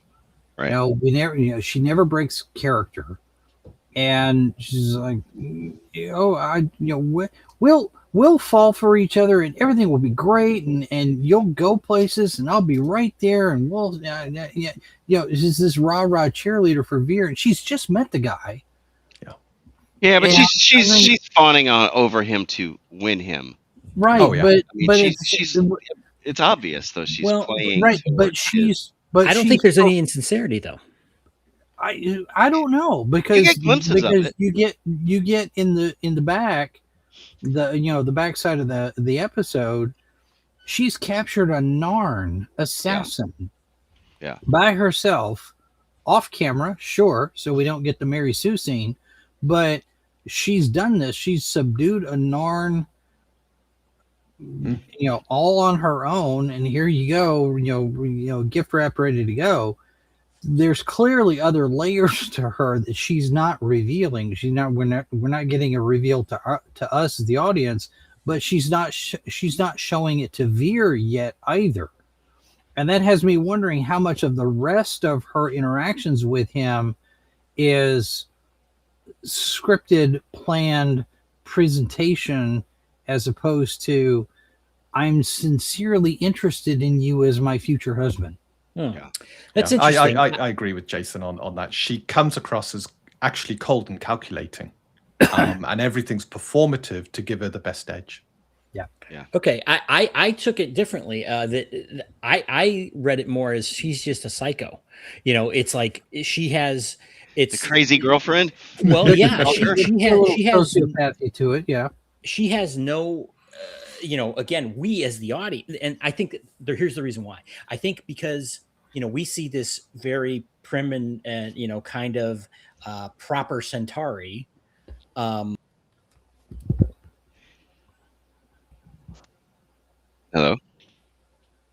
Yeah, Cam's. You back, Cam? As I was saying, before you were so rudely interrupted. We're presented with this kind of dream girl for Veer, right? Yeah. And then it's like, holy crap, she's a psycho. You know what I'm saying? It's like, she's so I didn't take it as if it was portrayed as she's hiding anything from Veer. It was just she's crazy. And in her mind, she doesn't see any contradiction between being this sweet, adorable girl and being a genocidal lunatic, And so now that's a very heavy-handed sort of thing we're hit with as the audience. But I don't know. That's the way I took it. I have to agree a bit with Dean and Jason, because I'm from the way that Centauri society seems to be set up, I'm assuming that she is sort of like the medieval human times. The women are being the daughters of noble lords are being trained from an early age to take their place in Centauri culture, which means that you're going to be a wife to some important lord, and you need to here's what you need to learn. You need to learn to respect him and like him and tell him that he's smart and do all these things, et cetera, et cetera. So I think she's playing the role that she's been trained from a very young age to do, and she's dealing with Veer exactly how she's been trained to deal with it. And Veer's actually easier to deal with because he's a bit naive in these matters of between the sexes. So I mean, in that sense, it is performative, but it's something that she's sort of been trained from birth to do. It's a facade that she's putting on. It's a persona.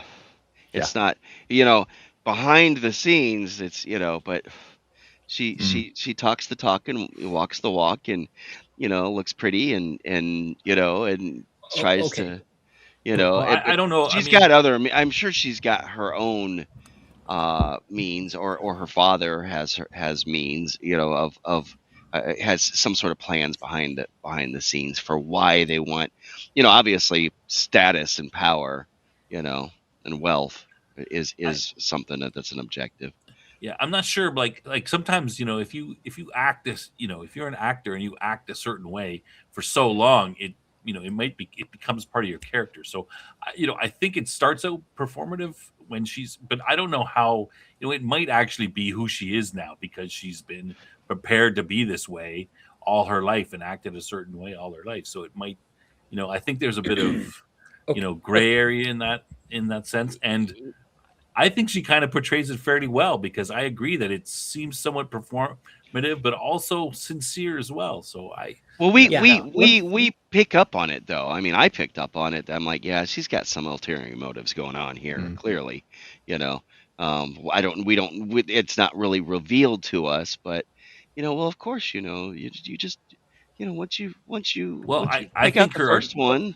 I mean, I don't really see it as an ulterior motive. Her motive is to make Veer fall in love with her and be the perfect wife to Veer. Like that's what she's trained to do. Yeah, maybe not necessarily an ulterior motive, like she's sneaking something, but certainly she's in presentation. She's doing what's expected of her. That I think that's clear. Within their society, she's playing that role within her society. But I would just like to go around. I don't think she's being deceptive, meaning to Veer. I don't think she's not being deceptive. She's laying it on thick. She's performing for him in order to win him over and present a certain particular type of appearance and character type. And maybe it's not fake in terms of, putting up a false front, but it's overcooked.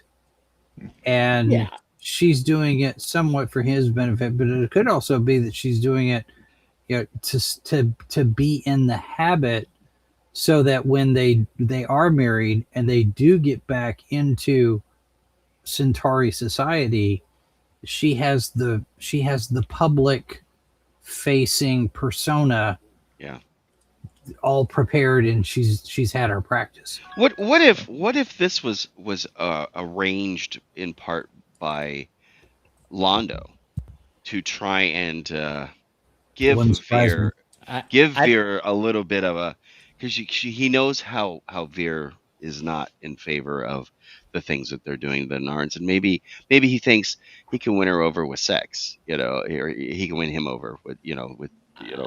What indication do you see in the episode that that's the case? Other than the shows up.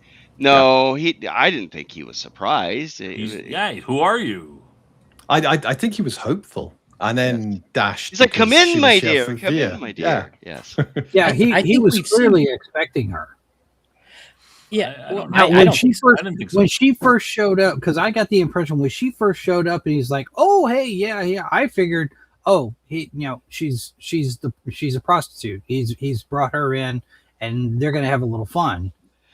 And it turns out not to be that. But when he springs the surprise on Veer, he clearly knows who she is. Yes. And is very excited. So by that time, I would say that because he talks to her after that and he finds out why she's there. I think when he first meets her, he has no idea who she is. It's just that, hey, here's a beautiful woman that showed up. Of course, I'm going to turn on the Londo charm. Maybe, she'll have sex with me.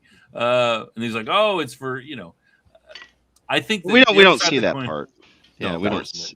Well, but I think that's what was implied. Londo. Is Londo's like, he's fighting a bug, and then a woman shows up, and he's like, "Hey, yes." I think he says something like that, right? It's like basically like, "Oh, I've always have time for a beautiful lady." Doesn't he say something like that? Yeah, but he always tries to be a charmer with the ladies, though. I mean, that's exactly. But it wasn't. Oh, you've arrived. Oh, it's Veer's wife is finally here. No, it's like, oh, look, a beautiful woman. And then she goes, oh, "I'm here for Veer's, because I'm going to be Veer's wife." He probably off screen. Now the other side of that is, Jeff, you mentioned that the key to that the key to that is off screen. We don't see it, so we don't know that it actually happened. Yeah, right.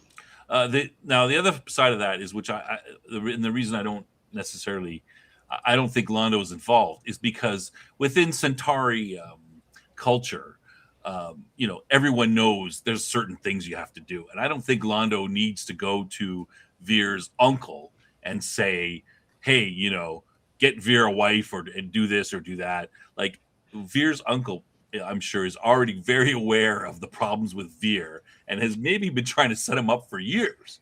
And now that his star is rising, he's like, hey, I can finally, do my job and get him set up with this other family, which I think is a good match. And so he does it anyway. So and that's why Londo isn't so surprised. I mean, he's more, when he explains this to Veer, he's more gleeful, like, aha, your wife is finally here. Like, finally your uncle, sorted this problem out, because you're way too old and you should be married by now or whatever, right? Yeah. So that's how I see it, that there's, it's not really a stated conspiracy, but Londo has been thinking this, his uncle's been thinking this, a lot of people probably have been thinking this about Veer. Maybe. Yeah. I think so. Yeah. Okay, so we're basically at the end here. So this is, basically Londo reveals that this is going to be swept under the rug, but that he's being removed, and that back home, or at least I'm not sure how public it is, but for some reason, Veer's upward trajectory is now not what it was. Londo says something like that, that your standing isn't as high as it was. And then they have kind of the goodbye scene with her and him, where this strangeness that I mentioned earlier, where she's they basically say, yeah, each of I could fix you, or I could fix you. And Veer kind of shrugs it off at the end, kind of for a humorous point that I don't think lands. And we're missing the one thing here, which is we had a closing scene with him being offered this naan, and then I know Madman's posted it in the chat, but then suddenly that's no longer an issue. What happened to the naan? How did that scene get diffused? Got that written down. What happened to the second naan? Yeah, and this is what I mean. It's an episode of inconsistencies, because you've just got so many of these little threads that kind of get started or go nowhere, or and this is the most glaring in this episode. What happened to the naan? Yeah, I didn't think it was that important, so I didn't even really worry. Well, no, but it was like, okay, no, he's not important. I mean, what happens to him?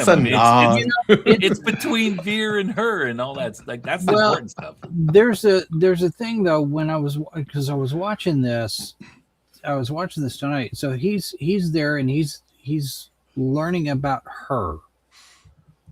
And suddenly we're in the command center. So we're in the next scene, and I'm thinking, wait a minute, did I miss something? Did I fall asleep in the middle? Yeah, I rewound it. Yeah. They're missing a scene there. There's something that got cut. Yep. Because there's a very disjointed edit between scenes at that point, and I'm thinking, hang on, that wasn't finished. Yes. Oh, that's what it was. Because I saw that in the trivia. Yeah, I saw that in the trivia on IMDb. That's what it was. Okay, so that was where that line got cut by accident. Okay. No, I don't think it was by accident. I kind of assumed that's what happened anyway. Well, Straczynski said it was by accident. Okay, well, I mean, let me just highlight William. I don't remember seeing you in the chat before. Welcome. I think this is a great comment that you've made, and this is exactly my thoughts on it. She acts how society molded her to be a good Centauri wife. She's neither insincere nor manipulative. She's just true to her upbringing, and she's like her dad raised her, and then she's doing exactly. That's my point on as well. I think it's a great point, and it's put much more succinctly than I did. Well, and again, I'm not saying that she's being insincere. I'm saying she's performing. Yeah. Yes. There's a difference. She's like I said, she's laying it on thick, trying to win him over, and so that he'll be accepting of it, and not try to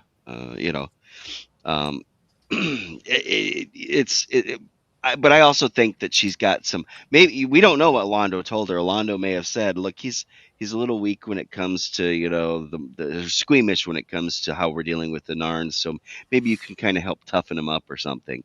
That's kind of I get the feeling like Londo had something. He was involved somehow with her. He may not have known who she was or anything like that. But I think he had something to do with. Look, we need somebody who can win him over, who's gonna kind of give him a backbone, because he views Veer as being a little spineless, kind of a coward-like or squeamish, and see, I disagree, because I think that Londo doesn't have to say those things to. It's kind of obvious to every Centauri what Veer is like. I think his uncle would probably agree 100% with Londo, and he wouldn't have to tell him that because they're both on the same page about it. But the effect is the same in the end. I wanted to ask a question. What you guys thought about Lindsay there, Veer's wife to be? I mean, I saw her she comes on and she seems a little, right off the bat, she seems a little dim, like she's not too intelligent. Then we talk to her more and we find out I'm like, oh wow, this character is actually pretty smart. She kind of knows what's going on, and then she becomes this ultra racist, and then she becomes a psycho killer. So as I'm watching the episode, this is how it appeared to me. She kind of went through these 4 phases here. I'm just curious as to what everyone else thought, if they felt the same way or something different. I'd say that's very much a sociopathic approach. She's putting on a show because she doesn't understand she hasn't got empathy.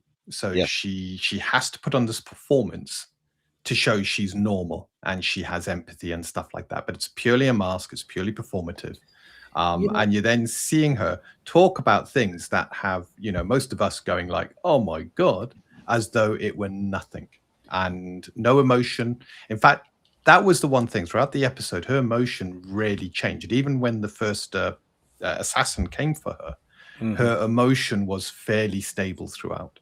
I seem to recall seeing some behavior like this recently. I believe now I'm thinking it wasn't about me you're talking about. I'm listening to Dean describe this, and I'm thinking about a certain particular U.S. representative from the state of New York, and how she is very performative in a lot of the stuff that she does. The big difference, of course, is that she's an idiot who doesn't realize that she's being performative. She really thinks that she knows what she's doing. In this particular case, you have somebody dealing with upbringing and that sort of thing. But I think Dean's right. I think it's a purposeful thing, but it's also there's a disconnect with the empathy, especially as it concerns the Narn. Yeah, because they are less than.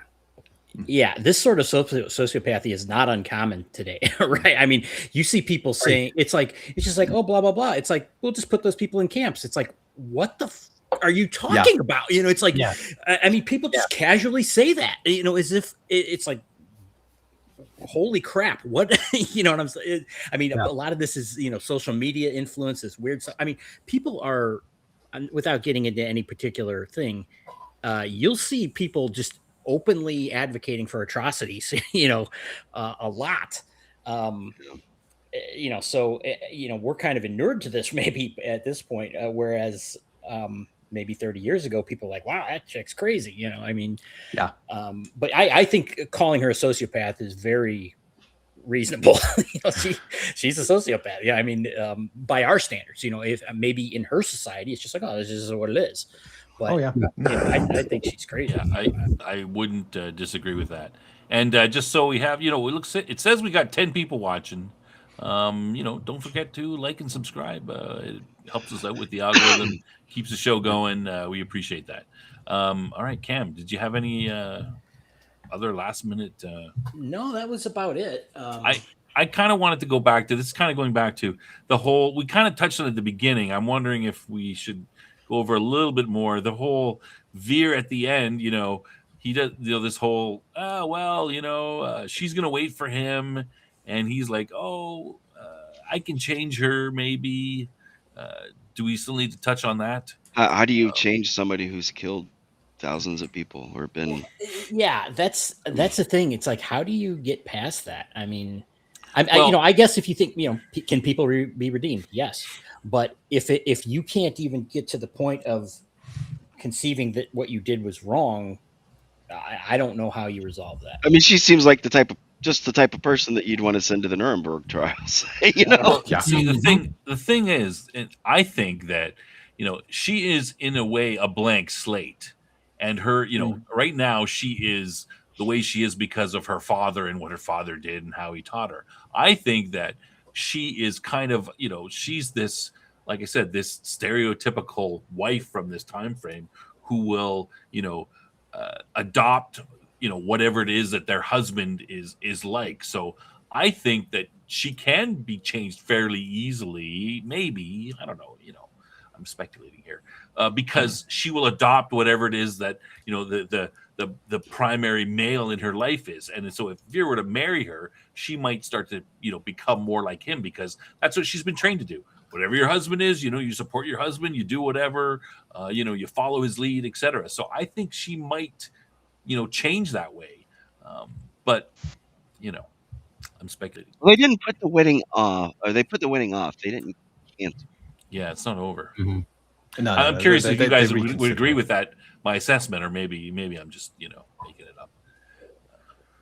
No, I'd say she's putting on such a strong performance. She has things hardwired in her to fit into Centauri culture, and her whole goal was to change Veer, not the other way around. Right. And I think of the two characters, Veer is mentally not as strong as she comes across in the episode. She has certain things that she has this automatic face she puts on, this automatic act. Things are too hardwired through her psyche for Veer to change. And I think it's showing again the naivety of Veer going, I can change her. And it's like, no, Veer, she is a complete psychopath. She, you can't change her. She'll change you if you go down this route.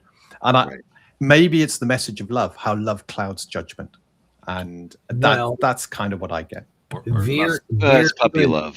Veer could also be in that mindset of, well, I've made a change with regard to saving Narn. I've done this. I've saved them. Maybe I can save her. Yeah. And it kind of like a Luke Skywalker thing. There's still good in her. I know it's there. There's a nugget. All I got to do is just kind of tease it out, and I can bring her to the light side. That kind of thing. I think that's a good point, Jason, and I think it agrees somewhat with what Snob said about her being a blank slate. That she's just kind of I believe this because it's what I'm told to believe. Yeah. Except the fact that she's got blood on her hands. You know what I'm saying? Yeah. Having ideas and you don't know any better is different from murdering many people. Antifa, Black Lives Matter. I mean, how many of them are actually educated, informed on the issues, and they're essentially blank slates. They're just doing what they've been told to do. They're believing what they believe. They're NPCs, yeah. And they have blood on their hands too. And they don't know any better. They don't know what's right or wrong or true or not, because they're just showing up because that's what they got told to do. Okay, well, look, going back to a historical thing, like the famous funny mustache crowd from the 30s, Mm-hmm. and the slaughters that they perpetrated. Even these very indoctrinated people, they couldn't keep it up psychologically. They had to change the method in which they were committing their slaughter, because the normal ways they couldn't get them to do it after. I mean, you know what I'm saying? It's like humanity has to be gone from you to be able to continue that kind of thing. Yeah. And I'm not saying that's not the case with some people today, but that's a deep level of beyond just intellectual indoctrination. You know what I mean? Yeah. These were hardcore soldiers, that were murdering people, and they couldn't do it. I mean, after a while, they just shut down. But you're talking interspecies here, and you're now talking an alien race that doesn't even look like you. I think that is if your culture's built on not seeing that race as one of you, and they don't even look like one of you, I think getting to that point where it becomes, well, they're animals. We're just doing what's best for them. I think that's easier than if you're looking at someone who looks just like you do in the mirror. That's a good point, but halfway, because that's exactly what they did try. They dehumanizing certain groups is exactly what they did. Yeah, but you're right. You're talking visually on top. Yes. I point taken. Yep. Yeah. I mean, this is what Straczynski is commenting on by showing us this. Right? He's clearly harkening back to that. So, I mean, if it's a little bit over the top, we might think it can't be. I mean, that doesn't matter. He's trying to demonstrate a certain point. No, right. I think his point is valid, I've knocked him a lot for this episode, but this is one that did hit. It's like, yeah, you think that, I mean, we're sitting here going, oh my God, she's insane. This happens, in the real world. It's happened. It's happened before. Right. Yeah, of course. It's happening now. It's happened before and will happen again. So say we. Okay, Yeah. Cameron, is that? Do you want to go to final thoughts? Yeah, that's fine. Okay, final thoughts. Who wants to start? Dean, you want to go ahead? Yeah, I'll make a start. It's nice to see Veer getting the limelight. He's a fantastic character. It's just a shame the episode is full of a lot of inconsistencies and the big plot hole on the Narn due to a line cut. And even if that line had been put in, I think it was an odd way to finish the scene. Overall, I think the acting was pretty good in this, and I think the characters came across well. But the episode itself is really spoiled by some of the things that just leap out as being odd or not in character, and especially the ending. I'm with Cam on this. The ending just, I can change her. It's like, no, Veer, you are repulsed by what she's done, and even love, I don't think would bridge that gap. No. So for me, I think it's one of the weak episodes of the series. Definitely not the weakest, but I'd give it about a 6.5 out of 10. Okay, Jason. Yeah, I'd say 6 out of 10. There are inconsistencies. There's pieces that are missing that don't quite make the connection from point A to point C. There's stuff in the middle that we don't see. I like the character arc that we're getting for Veer. I like the fact that we're getting, Londo trying to, still to do damage control. We didn't really talk much about that because he's, or was that last week? That may have been last week because I watched two episodes this week where he's telling, I think that was last week where he told Rifa to get rid of Morden. It all starts to blend together. I get so tired, but I like where Veer's going, and I would like to see more interaction between him and Lanier. Now that he's back on the station, I want to see more of that. I think that's a fun character dynamic that we don't get very much. They're the lower decks characters, right? And I think we ought to see more of that. But I like Veer. I think he's maybe not necessarily my favorite character of the show, but he's in my top 5. And it's good. It's good that he's getting stuff to do. So. Jeff. Well, I'll stop short of saying this is a filler episode, but it's a filler episode. I mean, as we've clearly pointed out, this is good and maybe in concept, but not in execution. There was a lot of disjointed. Well, what happened to here? Wait, what's going on? Why is this? Where did that guy go? That a lot of just, really, that's kind of out of character for Veer, but everything. I think I'm gonna go with a 6 as well. It's just, I think if you missed this episode, you probably wouldn't have missed much unless suddenly she shows up later on, and she's a changed person. Who knows? Or a different actress. Who knows what they'll throw in there? But that's, I was like, I don't even know if I could give this a 7. I think I'm going to go with a 6. It was kind of like, take it or leave it. It doesn't really help advance the plot much. Mm-hmm. It's kind of like, okay, so he's trying to do his own Underground Railroad type of thing. Okay, well, we've seen that already with the Doctor, and I get it. He's got a little bit more power now, or had power. Just the inconsistency, bringing him and Londo both into the office, didn't seem like something Susan would have done. She probably should have brought him in and kind of asked about it discreetly before bringing Londo, because for all she knows, he could be the fall guy. It's out of character for him, right, to be offing Narns left and right. So but at any rate, yeah, 6 out of 10. Kim. I think I wouldn't say this is a filler episode. I'd say this is a bridge episode. And I think that the difference is because I think there are important elements in this. Not to the main storyline, but certainly to certain characters. I think my rating would probably be 6.5 because of all the flaws. Dean pointed out a number of them, and I a few others, and it was kind of buoyed by I like the, like Jeff said, the concept. I like the basic premise of this story, and Veer is Veer and Londo. I like both those characters. But so it's another one of these. The execution brought it down, which is a real shame. But 6.5 is about what I got to go with.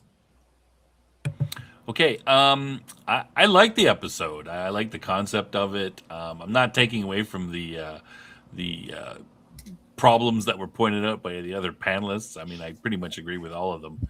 I don't know. I guess I'm getting soft in my old age or something. But I would give it a 7. You've always been soft in the head. Oh, wait, did I say that out loud? Where's that mute button? So it's I enjoyed the episode, the parts of it. So I'm gonna go with a 7. I would like to see this. I thought this character was great. The wife was really well done. She fit into this, what I expected of a young Centauri wife to come in, and what I kind of know and assume about Centauri society. So it was good. I don't know. I guess I usually give a lower mark than everybody, but I'm going to give the highest mark this time. I think maybe there's a lot of like for Veer in there. Maybe that's part of the reason that I'm giving it a little bit higher. But yeah, a 7. Okay. Yeah. I think where that brings us to an average of what, about 6.5, or right around there, anyways, with your 7. So yeah. We're not too far apart. It's not like you said, "Oh no, this was a 9." They don't have to be the same. It's okay. Everybody can have different opinions. Yeah. All right, let's go to trivia for next week for this episode. Let's see here. That's last week's. So, this is this week's. What is Londo's problem in his quarters? We didn't really talk about that much. What is Lindsley's response to Veer saying he wants to marry for love? It's a very quick and short statement. So listen carefully. What is the name of the Centauri diplomat Veer invented? What happened to the Narns Veer transported from Narn? And who is appointed the Babylon 5 sneak in residence? Oh, we didn't talk about that. It's me. The very end of the episode, but we didn't really talk about that. Yeah. All right. Speaking of endings, I got to bail early because the dog is up. I'm going to have to let him out and escort him to the yard. So I will make my goodbyes right now. Thanks very much for having me. I wish you would start earlier in the evening, but that's just me. Thank you for coming, Jason. All right. Cheers, Jason. You guys. All right. Cheers. Cheers. Okay. Oops. Okay. So what do we have coming up? Dean, what's going on your channel? Well, we've got on Tuesday Destiny's Dispatch, where we're going through how to customize your character with bonus features on the next live stream. And they're going pretty well. And we got an indie game spotlight coming out tonight. It's early afternoon for us. It'll be early morning for you, which is, if I remember rightly, it's Streets of Magic by Victor. It's an OSR, but set in a modern setting. Very interesting indeed. All right. Jeff. Well, this Sunday we have the guy behind Crit Heads Gaming on, who If anybody saw my unboxing video when I got the Adventurers backpack and a couple other things, one of the things that I got, thanks to Nerd Cognito, was Aerothera, and it is actually a Castles and Crusades module, but I think it's available in a couple of different things. Anyways, they have a bunch of other things published, or I should say he, because he's like, yeah, it's just me. So he's going to be on with us this week, and then next week we're going to have we'll have Agile Monk is supposed to be joining us. Monday, I do have the game that I've been running on, and that'll be streamed on my channel and on a couple of other channels, but not the Sci-Fi from ETV like we do with the Bad News Bards. And then so we're running a Shadow Dark campaign. Well, I'm running a Shadow Dark campaign, and they're not dead yet, So it's fun. All right. We've got also, don't forget, we've got other affiliates of the various channels. Nerd at Night, Outpost Nerd. Check him out. He's got, he also appears on Madman's channel when we're talking about Starfleet Academy on Tuesdays. And lastly, of course, as we mentioned at the beginning of the show, Madman has his show. You can see all listed right there. And he's got on Tuesday the final episode of Star Trek Academy. We're going to talk about that. And what a great show Star Trek Starfleet Academy is, and how much Madman loves it. Yeah, all that good stuff. All right. And Cam, do you have anything that you want to well, we have, I just do what I'm told, you know. I show up when I get an invite for the most part. So no, Top Lofty Lounge at 11 on 11 p.m. Eastern on Sunday nights. When we're doing what? Something. Yes. Yes. Jokes. You're doing jokes. Well, there will be a joke at the end. There normally is, but next week on this show, we're going to be talking about episode 13. You know what? I didn't mention this, guys. We're basically halfway through the entire series right now. We're like episode 11 is kind of the 11. Episode 11 is kind of the midpoint of the season, and this is kind of the midpoint of the whole show. We should have done something. Yeah, we talked about something like that. We should talk about that afterwards. Okay, so next week on this show we'll be talking about episode 13, which is a late delivery from Avalon, which we'll have to see. I think Madman's going to be our guest panelist for that show, and we'll have to wait and see what that's all about. I don't know. I guess it's delivering packages or something. UPS. I don't know. I haven't seen it yet. And of course, the Top Lofty Lounge on this Sunday, which we'll be talking about something. As soon as I figure out what that thing is, what that something is, we'll let you know. It'll be science fiction related, though, most likely. Most probably. So Conan, it is. Something Conan 3. Something science fiction related. All right. Did I miss anything to anybody? I know it. I should mention, not this Sunday, but next Sunday we'll be back on the Top Lofty Lounge with movie night, and I'm just picking it this week, this month. It's gonna be Amazon Women on the Moon. When is Zardoff gonna get some love, man? I'll have the link on there. Well, the people have to vote for it. I'll have the link up in the show notes, and it's available free on the internet. So you can watch it. There's some funny stuff. I think it's going to be a little more lighthearted. It's not too serious. Last time with Sean Connery was a little more serious show. This will be a little more lighthearted, a little funny. There's a scene with a bunch of skimpily clad Amazons throwing spears at a spaceship, and I mean spears, and they're bouncing off. So I think it's going to be a little more lighthearted like that. But we will do that, and we will do that. So, that's it. Did I forget anything, anybody? Last minute stuff? No? Good to go? All right. Thanks, everyone, for watching. Appreciate it. On your way out, please like and subscribe. Check out all of our affiliates. And we will see you hopefully this Sunday, or at the very least next Wednesday. Good night, everybody. Thanks for coming. Good night. Good evening. Ambassador Lando Molari here from Babylon 5. Please join me on the Babylon 5 retrospective on Science Fiction Snob, Wednesdays at 10 p.m. Central. Yes? Have I ever told you you're very cute for a Mambare?